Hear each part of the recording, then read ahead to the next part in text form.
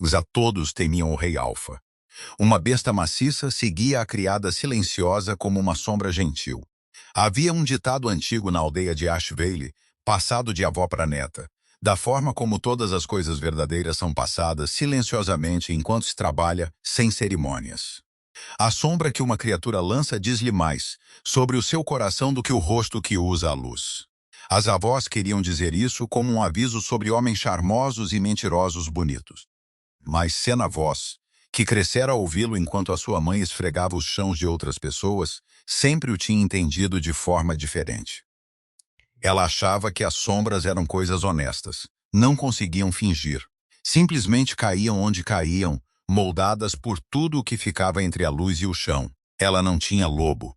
Num mundo de matilhas, isso era uma espécie de sombra, a ausência de uma, o vazio onde as feras de outras pessoas cintilavam douradas por trás dos seus olhos. Aos 17 anos, esperara pela sua vez na encosta acima de Ashvale com todos os outros jovens não reclamados, e nada aconteceu. A lua olhara para ela, indiferente como uma moeda. Tinha agora 22 anos e limpava os chãos do Forte Thornwall. Guardava sempre algo pequeno no bolso do avental, uma pedra alisada pelo rio que a sua mãe lhe pressionara na mão na manhã em que saíra para servir. Para que te lembres, dissera a mãe, que a água molda a pedra não pela força, mas pela paciência. Sena polira a pedra até ficar lisa com 5 anos de dedos distraídos. Ainda não sabia como era de perto a sombra do rei Alfa. Estava prestes a descobrir. Capítulo 1. A besta de Thornwall. Ninguém tinha visto o rei Alfa Caldervorne parar tempo suficiente para o medir, porque a imobilidade na sua presença parecia um privilégio que ninguém ainda tinha ganho. Era descrito da forma sussurrada de pessoas assustadas como maciço, não apenas alto, mas de tamanho arquitetônico, como se os seus ossos tivessem sido colocados por algo que não entendia moderação. Os seus ombros bloqueavam portas. As lajes registravam o seu peso de forma diferente do que registravam o de outros homens. O seu lobo, quando aflorava nos seus olhos, e aflorava frequentemente, âmbar queimando através do cinzento, dizia-se ser o maior que qualquer um em 3 gerações de matilhas de Ashvale tinha testemunhado. De pelo escuro, silencioso na aproximação, o tipo de animal que não precisava de rosnar porque nunca precisara. Governava os territórios de Thornwall há 6 anos desde a morte do seu pai. Governava sozinho, o que não era suposto ser possível para um rei alfa não casado. Dizia-se que os não casados desestabilizavam, os seus lobos tornando-se selvagens, o seu julgamento a erodir, os instintos territoriais a azedarem agressão. Os conselheiros da corte tinham passado 4 desses 6 anos a apresentar ômegas elegíveis e a organizar apresentações próximas nos salões. Caldervorne terminara cada tentativa com um silêncio tão completo que constituía recusa. O pessoal do Forte Thornwall operava num sistema de evitação organizada. Os corredores eram desimpedidos antecipadamente. Os horários eram arranjados para que a limpeza acontecesse quando o rei não estava presente. Havia uma mulher, Dorcas, que gerenciava as criadas, e a sua principal ferramenta de gestão era manter os corpos fora do caminho do rei Alfa. Sena nunca conseguira ficar fora do caminho de ninguém. Não era imprudente. Era simplesmente má na arquitetura da evitação. Ocupava-se demasiado em tudo o que fazia, a polir uma secção de rodapé, a remover uma mancha de água da pedra para acompanhar o tempo político de passos a aproximar-se. Foi assim que o conheceu pela primeira vez. Capítulo 2. O rei vira uma esquina. Ela estava de joelhos no corredor, leste a trabalhar uma teimosa mancha de tarniz na base de latão de um candeeiro de parede com um pano dobrado quando o ar mudou. Foi a única forma como ela conseguiu descrever isso depois. A forma como o ar no corredor mudou o seu peso, a forma como a luz das tochas parecia inclinar-se ligeiramente, a forma como o som se canalizava. Ela já se virava para se levantar quando ele virou a esquina. A primeira coisa que registrou foi a escala. Ele preencheu o corredor não como uma ameaça, mas como um facto. Como uma grande árvore preenche uma clareira. Simplesmente reorganizas a tua compreensão do espaço disponível. Não usava coroa, apenas um casaco escuro da cor de carvão velho, e os seus olhos cinzentos encontraram-na imediatamente com a franqueza de alguém que nunca precisara de procurar nada. O âmbar acendeu-se neles. Atrás dela, ouviu a inspiração ofegante de Dorcas vinda do corredor transversal, o tipo de respiração que precedia desastres. Sena, de joelhos com um pano escurecido num punho, fez o que parecia razoável. Olhou para ele sem fingir medo. Estava com medo. O seu pulso fazia algo arquitetônico e inútil, mas o medo sempre passara por ela rapidamente, como o tempo. O que restava depois de ter passado era simples curiosidade. Estou quase a acabar, disse ela, porque era verdade. Sairei do seu caminho em 2 minutos. O rei Alfa parou de andar, ficou ali, olhou para ela. Não da forma como os visitantes da corte olhavam para o pessoal, que era dizer, não através dela, mas diretamente para ela com a atenção focada de algo muito antigo a considerar algo que não esperava encontrar. O seu lobo aflorou completamente nos seus olhos, âmbar e firme. Leva o teu tempo, disse ele. Depois virou-se e voltou pelo caminho que tinha vindo. Dorcas desceu sobre Sena com uma frente fria. O que se passa contigo? Falaste com ele. Olhaste para ele. Tu? Ele falou comigo primeiro. Sena disse e voltou para o candeeiro. Capítulo 3. O que as outras criadas viram. A história circulou pelo salão dos servos até a noite. Sena vos olhara o rei Alfa nos olhos e ele não rugira, não comandara, nem sequer a dispensara. Tinha-lhe dito para levar o seu tempo.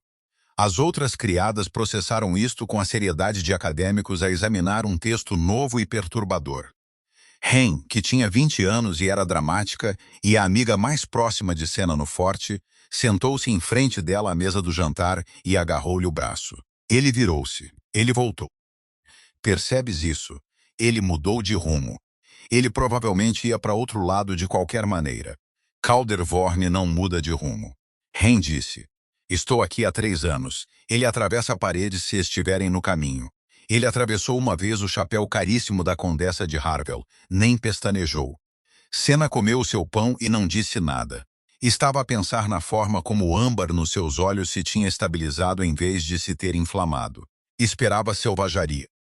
Crescera com as histórias do volátil alfa não casado, mas o que vira naquele corredor não fora selvageria nenhuma. Fora algo que parecia desconfortavelmente com reconhecimento. Quase certamente estava a interpretar o comportamento de um homem que tivera um dia longo e simplesmente escolhera uma rota diferente. Quase certamente. 3 dias depois, ela estava a limpar a galeria superior da biblioteca, alta numa escada rolante, com as costas viradas para a sala, quando ouviu a porta abrir lá embaixo.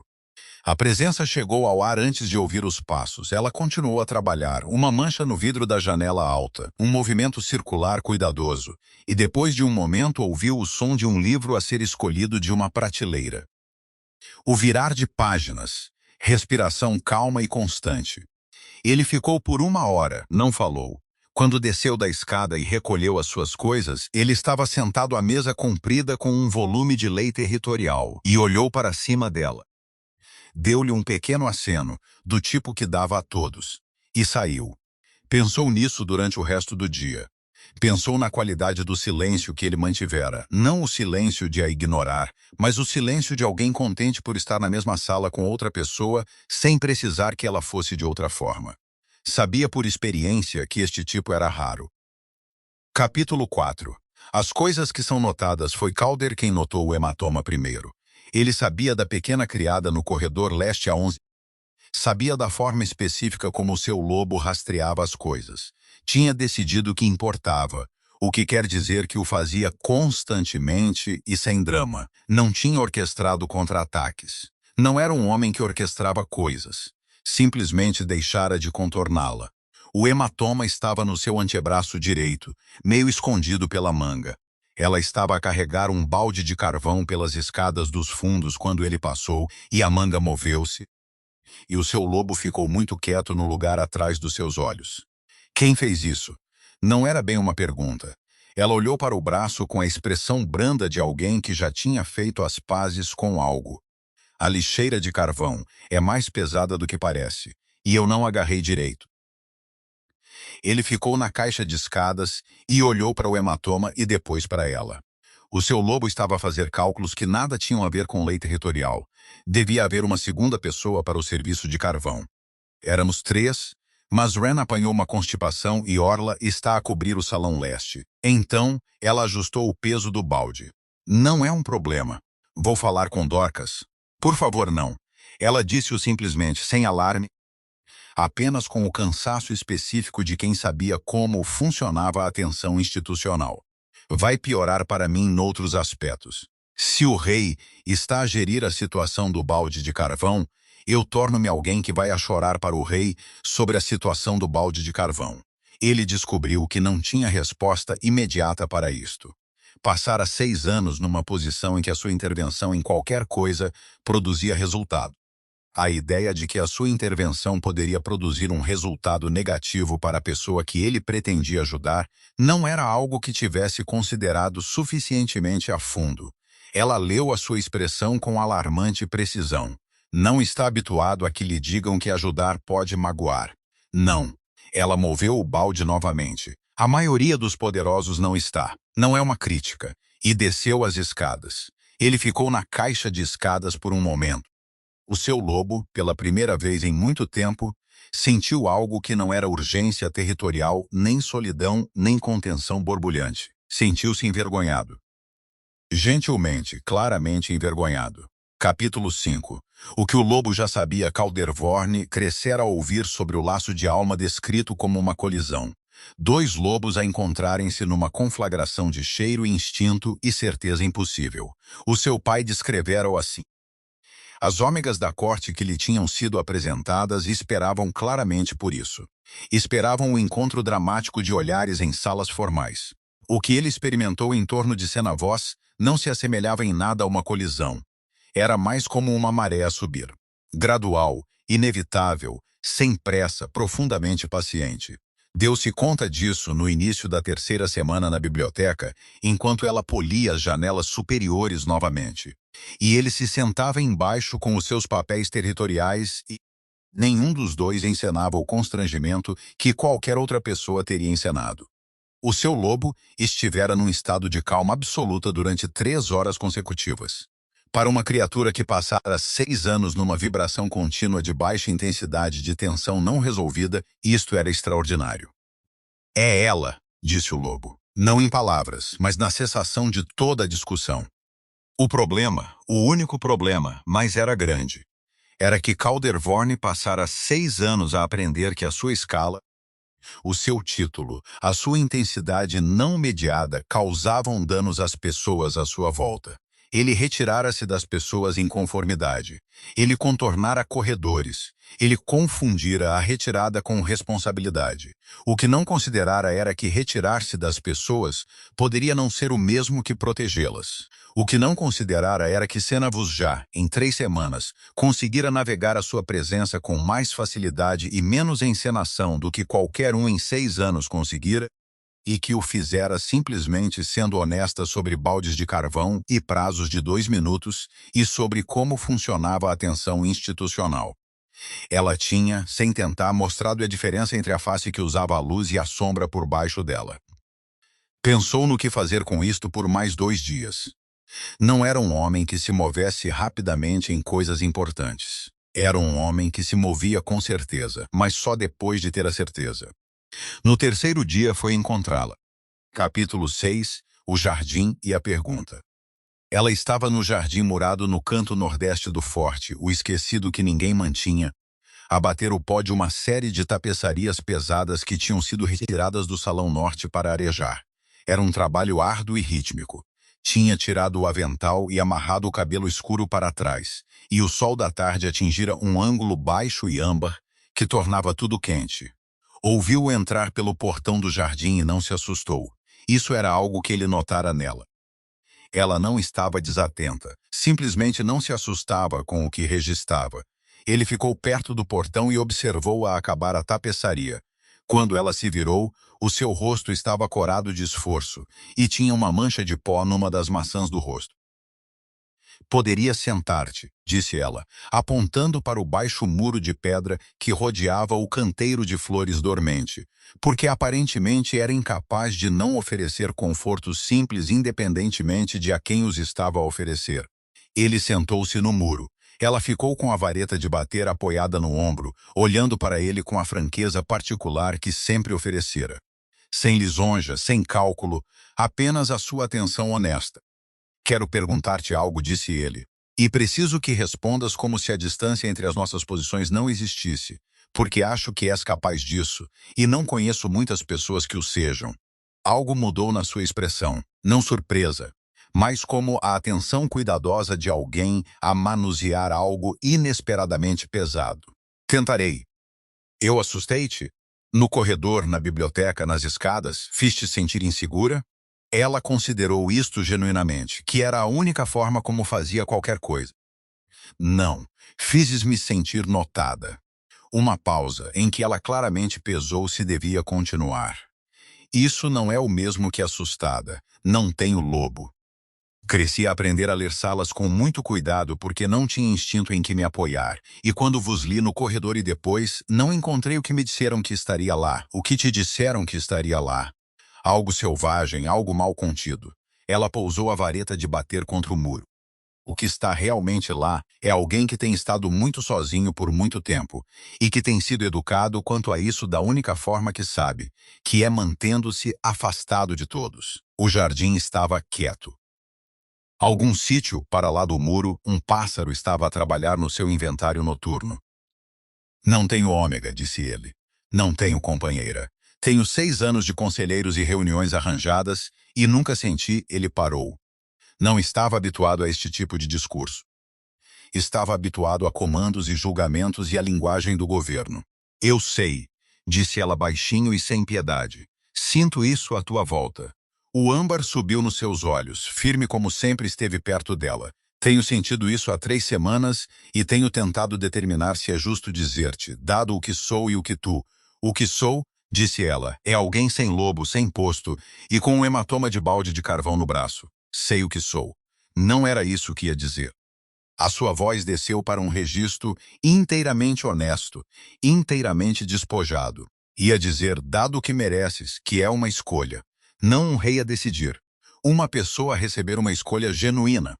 A luz do entardecer era da cor da pedra no bolso do seu avental, que estava dobrado sobre o muro do jardim. Ela pensou no dito da sua mãe, a água molda a pedra não pela força, mas pela paciência. E pensou sobre como as coisas pacientes pareciam quando finalmente chegavam ao que tinham estado mover-se em direção o tempo todo. Pergunta-me, disse ela, permitirias que te cortejasse, lentamente nos teus termos, sem o peso do que sou a pressionar a resposta? Ela ficou quieta por um longo momento honesto, e então algo na sua cara resolveu-se, da forma como uma resolução deveria ser, não dramaticamente, mas com a profunda serenidade de algo verdadeiro. Sim, disse ela, mas tens de parar de fingir que a situação do balde de carvão está resolvida. Tenho feito o trabalho de 3 pessoas há 2 semanas. Um som saiu dele que ela nunca ouvira antes, baixo e espantado e quente. Levou-lhe um momento a perceber que era uma risada. Capítulo 7. A corte e a tempestade. A reação da corte quando o namoro do rei Alfa com a criada sem lobo se tornou conhecido não foi silenciosa. O conselho de conselheiros convocou uma reunião formal. A condessa de Harwell, que enviara sua sobrinha a Thornwall 2 vezes com grandes esperanças, escreveu 4 cartas numa semana. Os senhores anciãos da matilha fizeram ruído sobre linhagem e fortalecimento. Houve várias observações silenciosamente devastadoras sobre a inadequação de uma companheira sem lobo para o laço de um rei alfa. Calder sentou-se durante a reunião do conselho na cadeira alta que fora do seu pai, e ouviu tudo. E, quando terminaram, disse, na voz que fechava todas as discussões, ouvi cada palavra. A minha resposta é que o laço não consulta o conselho e eu também não sobre este assunto. O conselho dispersou-se, mas a corte não parou e o seu próximo alvo foi mais fácil. Nos salões de serviço, nas passagens, nos pequenos caminhos cortantes da hierarquia social, Senna começou a encontrar-se a ser alvo de um tipo diferente de atenção, o tipo agudo e de lado. Dorcas atribuiu-lhe as piores tarefas com inocência estudada. Uma criada da lavandaria derrubou o seu balde e não pediu desculpa. Duas das assistentes de cozinha ficaram silenciosas de uma forma específica quando ela entrou. Vren veio ao seu quarto e apertou-lhe ambas as mãos sobre a cama estreita. Não tens de ficar se for demais. Senna ponderou isto. Virou a pedra lisa nos seus dedos como sempre fazia quando pensava. A minha mãe disse-me que a água molda a pedra não pela força, mas pela paciência, disse ela. Queria dizer sobre sobrevivência, sobre suportar. Mas acho que ela talvez também tenha querido dizer outra coisa. Que a coisa paciente não é a coisa fraca. Que o que continua a mover-se eventualmente chega onde vai. Isso é muito poético, disse o Wren. Mas Dorcas deu-te as lixeiras de cinzas para toda a asa norte amanhã. Eu sei, eu faço. Mas na manhã em que voltou das lixeiras, cinzenta e cedo, encontrou Calder parado na passagem dos fundos, fora da entrada dos servos. Ainda estava nas suas camisolas de noite debaixo de um casaco pesado, o que significava que se levantara antes da sua casa e viera diretamente para aqui, o que era tanto impraticável como, de alguma forma, a coisa mais puramente expressiva que ela já vira. Ele olhou para ela, para a cinza nas suas mãos, o cinzento nos seus punhos, e o âmbar nos seus olhos não estava firme. Estava a arder. Diz-me os seus nomes, disse ele. Não. Ela levantou uma mão cinzenta de cinza. Não assim. Não como uma punição que volta para todos abaixo de mim e os faz ter medo do que vou relatar. Ele respirou. Ela observou o esforço disso. Então diz-me o que precisas, disse ele. Preciso que confies que não sou feita de vidro. Preciso que me vejas como a pessoa que tem gerido este tipo de coisas há 22 anos e que ainda não quebrou. Ela sustentou o seu olhar. E preciso que tu, talvez, faças a coisa que realmente ajuda. Que coisa realmente ajuda? Ela olhou para ele por um longo momento. Apresenta-me corretamente, não como a criada que estás a cortejar, como alguém cujo nome sabes. Ele compreendeu. Lentamente, claramente, o ardor nos seus olhos resolveu-se em algo mais. Algo que parecia vergonha genuína pela lacuna entre o que ele pensava que ajuda significava e o que realmente era. Devia ter feito isso primeiro, disse ele. Sim, mas agora sabes. Capítulo 8. O nome no salão 2 semanas depois, Calder deu a festa de meio-verão que a tradição exigia, a assembleia formal da corte e dos membros seniores da matilha no grande salão de Cornwall. Vieram na sua ordem classificada, as suas roupas finas, o seu posicionamento cuidadoso. Ele ficou na frente do salão, da forma como os reis alfa ficam, preenchendo-o, presente em todos os cantos, sem levantar a voz. E quando a assembleia foi formalmente aberta e o salão ficou em silêncio para o discurso tradicional, ele fez algo fora do discurso tradicional. Há uma mulher neste salão, disse ele, cujo nome eu quero que todas as pessoas presentes saibam. Ele olhou uma vez por cima da corte reunida para onde Senna estava perto da parede lateral. Porque fora-lhe atribuído um papel de serviço para esta assembleia, porque esse era o nível de crueldade desprovida de imaginação que Dorcas conseguira. E ao olhar, tornou a direção legível para todos na sala. O seu nome é Senna Voss. Veio para Cornwall há 5 anos de Ash Vale e passou esses anos a trabalhar em tarefas que esta corte considera abaixo da sua atenção. A sua voz não subiu, não precisava. Ela, no tempo que a conheço, mostrou mais sabedoria genuína sobre o poder e como ele se move do que qualquer conselheiro que consultei. Ela é a minha companheira, não reivindicada, não escolhida. É. O seu lobo ardia de ouro nos seus olhos, e do outro lado do salão o dela respondeu, não com luz animal, mas com a qualidade particular da sua atenção, aquele olhar honesto, direto, sem hesitação que o encontrava sem encenação. O salão estava muito silencioso. A expressão da condessa de Harval era um estudo preciso de objeções engolidas. Ninguém a olhar para o rosto de Caldervorne disse uma palavra. Dorcas foi realocada para o inventário da adega de raízes na manhã seguinte pelo mordomo, sem qualquer instrução de Senna, porque mesmo as instituições, dada uma ordem clara o suficiente, acabam por recalibrar. Epílogo. 1 ano depois, o ditado em Ashvale fora um aviso, e depois fora a filosofia privada de Senna, e agora era outra coisa, algo falado em voz alta entre duas pessoas habituadas a ser honestas uma com a outra. A sombra que uma criatura lança diz-lhe mais sobre o seu coração do que o rosto que usa a luz. O jardim murado nordeste fora restaurado durante o inverno. Os canteiros foram revolvidos e plantados na primavera cedo, o portão foi refeito em novas dobradiças de ferro, o muro de pedra foi reposto para que já não desmoronasse. Era o jardim de Senna agora, oficialmente, pela oferta formal que Calder arranjara através dos registros de terra do forte, que era a sua maneira de tornar as coisas permanentes. Ela sentou-se no mesmo baixo muro onde ele se sentara há 1 ano e pedira-lhe uma escolha genuína. A tarde do final do verão estava quente e sem pressa. O jardim cheirava a alfazema e a terra revolvida e a fraca borda fresca que descia das colinas à noite, e Calder sentou-se ao lado dela, maciço e silencioso como uma pedra em pé, o seu ombro contra o dela, com a mesma qualidade confortável de presença que o distinguira desde o início. Ela tinha a mão no bolso do avental. Ainda usava um avental. Não era uma pessoa que parasse de trabalhar porque as suas circunstâncias mudavam, e o jardim era agora um jardim de trabalho com canteiros elevados de ervas de cozinha ao longo do muro sul. Os seus dedos encontraram a pedra. Sempre o faziam. Tirou-a e segurou-a na palma da mão. A pedra de rio que a sua mãe lhe pressara na mão há 5 anos, agora gasta é ficar espelhada por 5 anos de cuidado distraído. Pequena e cinzenta e perfeitamente comum para quem não soubesse o que era, Calder olhou para ela na sua mão aberta. Ele já a vira tirá-la antes, já perguntara e fora informada, já compreendera sem precisar de explicação por que ela guardava. A tua mãe devia vir, disse ele. Não um comando, um desejo oferecido como uma mão aberta. Não para visitar, para ficar se quisesse. Há a casa este, e tenho procurado uma razão para que seja devidamente mobilada. Senna virou a pedra. A parte inferior lisa captou a luz. Pensou em sombras. Pensara neste último ano em como as avós de Ashvale estavam erradas na sua aplicação do ditado, e em como estavam certas no ditado em si. Viera para Thornwall, esperando uma sombra que confirmasse o rosto, o rei aterrador, a besta volátil. O que descobrira em vez disso fora uma sombra que contava uma história completamente diferente.